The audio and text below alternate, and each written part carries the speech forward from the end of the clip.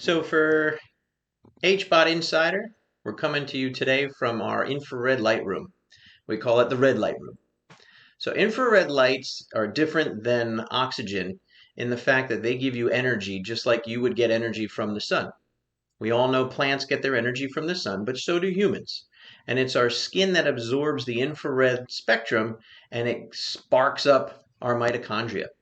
Inside the mitochondria, we have what's known as the Krebs cycle, where your body takes glucose and oxygen and runs it through what's known as the electron transport chain.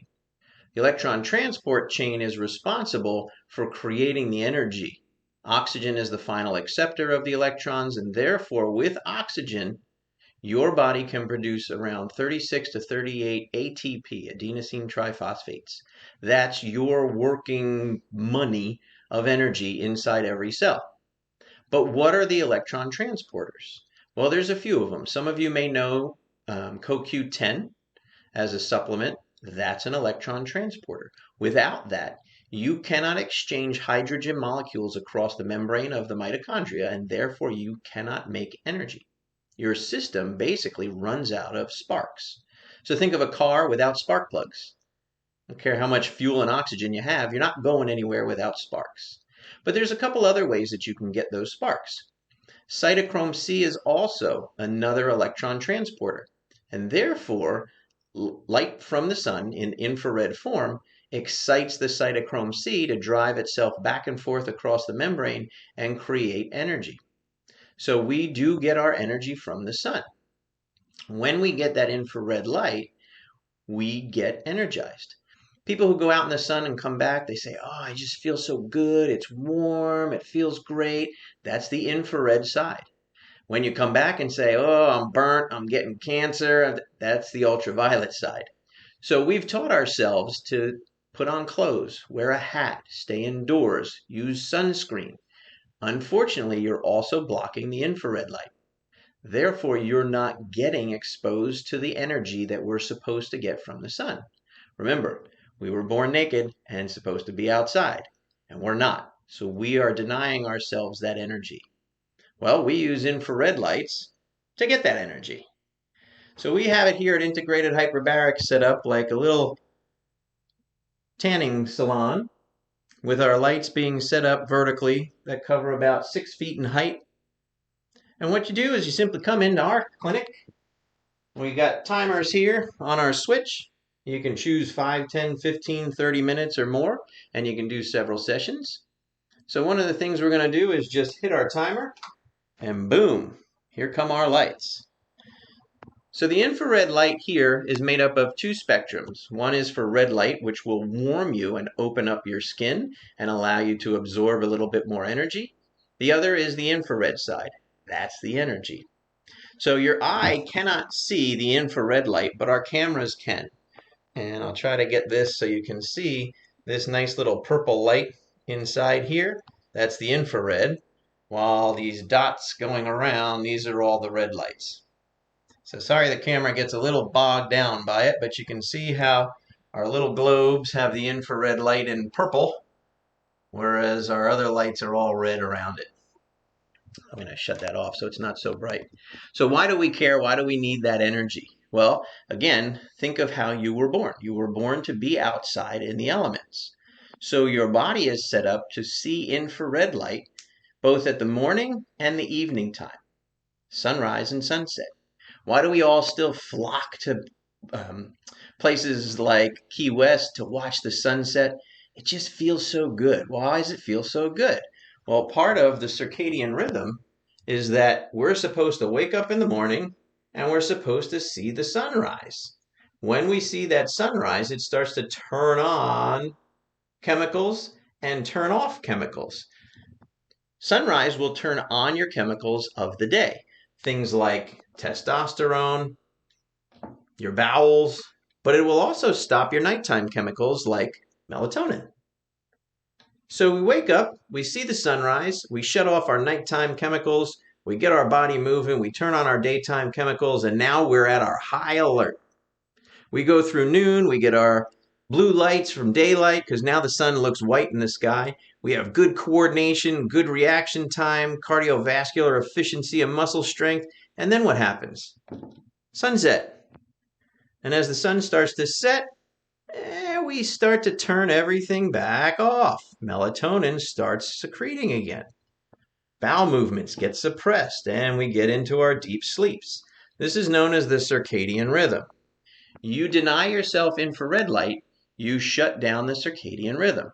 You sit in front of your phone and your TV, which give off blue light, and you start thinking it's high noon all the time.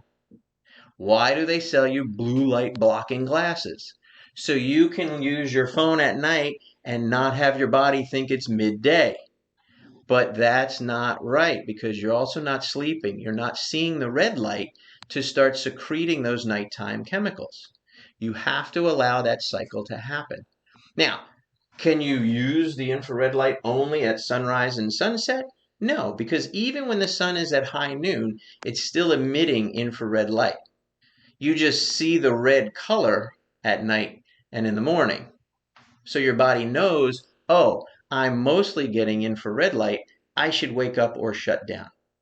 So here at Integrated Hyperbarics, we use the infrared lights to get the energy from the sun through the light and start to reset the circadian rhythm. What we've seen is a lot of people re-regulate their thyroid. We have a few people at the gym who are on medications, who are now not on medications, who are having all sorts of hormonal imbalances, and now they are back in balance. Most of what we see is after people work out here at the gym really hard, and then they do the infrared lights after, they kind of leave with this calm little smile on their face and say, I feel really good. It's so relaxing to sit in front of the warmth and that infrared light that people just want to stay there all day. And you can. There really are very, very, very few side effects to infrared light. Most of them being people who have light sensitivities, they have seizures from light, but for the most part, it doesn't seem like it's from the infrared spectrum, it's from other spectrums. But we still take precaution and say, if you have those problems, let's experiment and see how it does. If you don't like it, we're not doing it. But most of the time, even people with those issues can still handle our infrared lights. So if it turns out that it's too bright, what we have over here are a few pair of glasses that we use that are laser specific glasses. Get them out of our box here. So you look like a bug. But what you're really doing is you're just cutting down the amount of light that's coming in through your eyes. Infrared light doesn't harm your eyes. However, when you're standing close to it, because light energy, just like a fire, the closer I am to it, the more energy I get, and the further away I am, the less heat or energy I would get from it. You want to be pretty close. But when you stand this close and you stare right at it, it's pretty darn bright on your eyes. So we have the glasses in case you would like to use them. We also put up a bench. We put out yoga mats, so if you want to sit and stretch out while you're in the light, you certainly can. You don't have to stand face to face in the machine. You can kind of move back a little bit. One of the other things that we do here is we use grounding mats. Why do we use grounding mats? Well, like I said before, you were born naked and to be outside, so your bare feet were supposed to touch the earth. Why is that important? Well, now we wear shoes and we walk on concrete or we walk on carpet. We're inside. We're not actually making physical contact with the earth. Well, lightning strikes are energy and electrons from the sky that come down and get deposited in the ground. You touch the ground and draw that energy back up into yourself. What do you think the electron transport chain is about? Transporting electrons. Electrons are the negative particles of energy. So a lightning strike comes down and deposits that energy into the earth. We are supposed to step on the earth and draw it back up. Then through our electron transporting back and forth, we wear it down, we make a positive charge, it goes back up into the clouds. They then get together, cause friction, cause lightning storms, and deposit it back in the earth. But once again, as humans, our feet hurt to walk on the hard ground. Let's make shoes. Let's put concrete so I don't have to step in the dirt and be all muddy. And we've broken that cycle. So we need infrared light for energy. We need to touch the earth for energy. Without those sparks and without those electrons, you could do all the hyperbarics in the world. Your engine won't run. You can do all the sparks in the world, but without oxygen, your engine won't run. Then the only thing left is for you to decide what fuel to put in it. Well, why do you think even a gas station gives you regular and premium? There's a difference. So at Integrated Hyperbarics, we want you to have all the sparks. We want you to touch the ground. And we certainly want you to breathe the oxygen. So come check us out, see all the different features. Sometimes you just need the infrared lights. Sometimes you just need the oxygen. Sometimes you need them both. But why do one without the other? It's like trying to drive your car without a whole system running.